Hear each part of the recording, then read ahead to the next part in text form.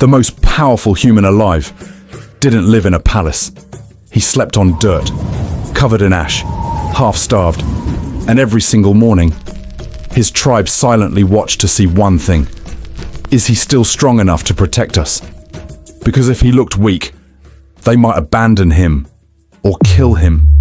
Before kings existed, before crowns, before money, primitive human leaders ruled through something far more terrifying: pure survival. No laws, no police, no backup, just one brutal rule. If your tribe dies, you failed. And what these leaders actually did all day was absolutely insane. Sunrise, the first person awake before sunrise. The leader was usually already awake, not because he wanted to be, because primitive humans slept extremely lightly. Every sound at night could mean death. A twig snapping, could be a leopard. Heavy breathing, could be another tribe. One bad night attack could wipe out everyone. So leaders often slept near the edge of camp, closest to danger. Not the safest spot, the most dangerous one, because if something attacked, they had to react first. As the sky slowly turned blue, the leader would stand up, check the fire, and immediately scan the horizon. Tracks, bird sounds, smoke in the distance. Even silence mattered. Primitive humans knew nature so well. They could tell something was wrong just by noticing missing sounds. If birds suddenly stopped singing, something dangerous was nearby. And here's the crazy part. Primitive leaders weren't usually the biggest man. That's Hollywood nonsense. The real leaders were often best hunters, smartest trackers, calm during chaos, best storytellers, best at convincing others because tribes were small. Usually only 30 to 80 people. If people hated you, they simply left. So leaders had to earn respect. Daily. Morning. Deciding who eats. Every morning. The tribe needed a plan. Food was running out constantly. Primitive humans burned insane calories walking all day. And starvation was always close. So the leader's first job?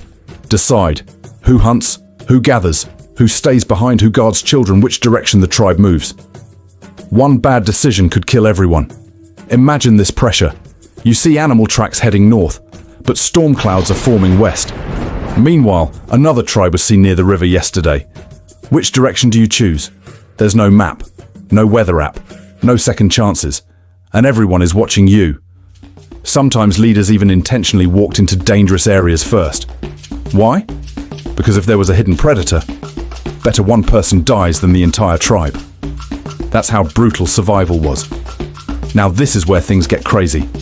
Primitive human leaders often joined the hunt personally, not just to fight, but to control chaos. Because ancient hunts were terrifying.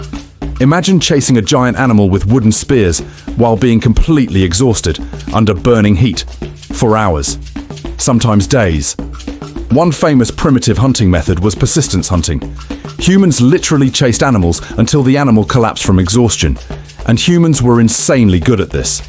Why? Because humans sweat. Most animals don't cool themselves efficiently while running long distances. So primitive hunters would slowly track prey for hours until the animal overheated and couldn't escape anymore. Absolutely horrifying. But the leader's job wasn't only killing animals, it was preventing panic. If one hunter got scared and ran too early, the entire hunt failed, and failure meant hunger, maybe death. Sometimes leaders also settled fights during hunts, because primitive humans argued constantly over food, over mates, over status, over insults. And in tiny tribes, one serious fight could split the entire group apart forever. This part sounds modern, but primitive leadership was basically non-stop politics.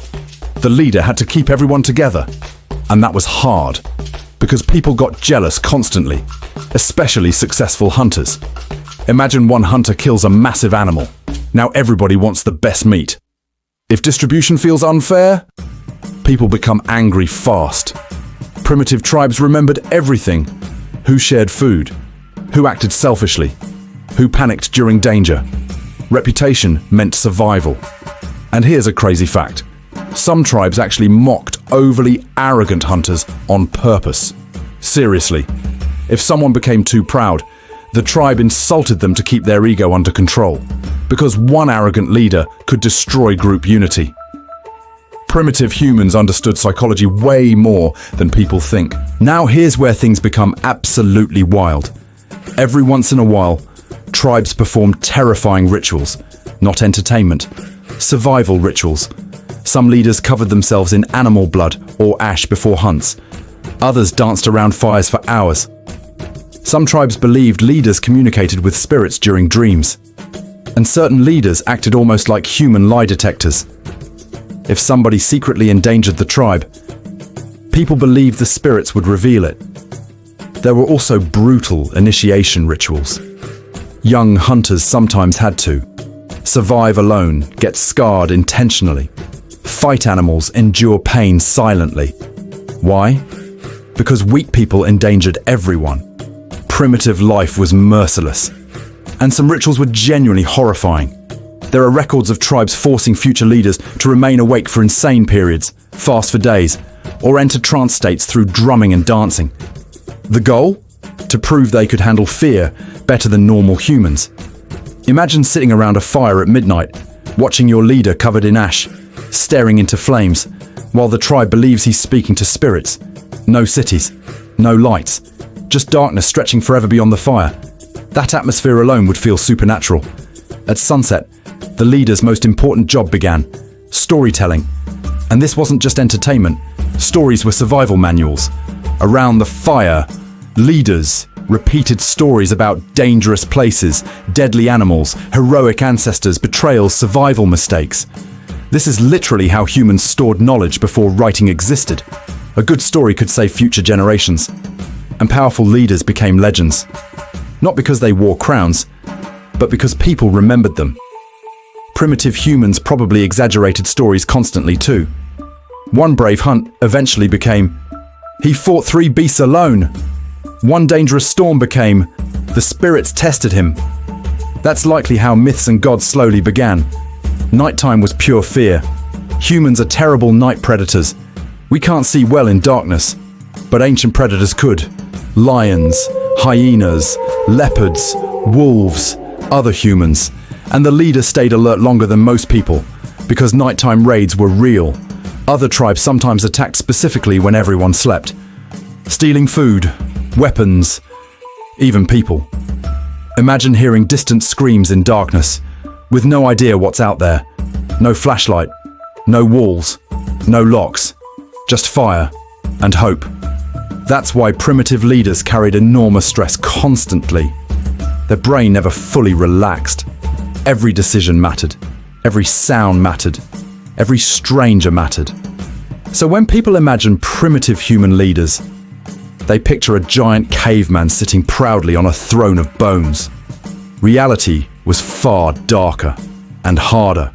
They were hunters, negotiators, protectors, judges, trackers, warriors, storytellers, psychologists, all at the same time. And if they failed for even one day, their tribe might vanish forever. Which means somewhere deep inside your brain, hidden beneath modern life, your ancestors survived because somebody like this made the right decision thousands of years ago, in the dark, with nothing except instinct.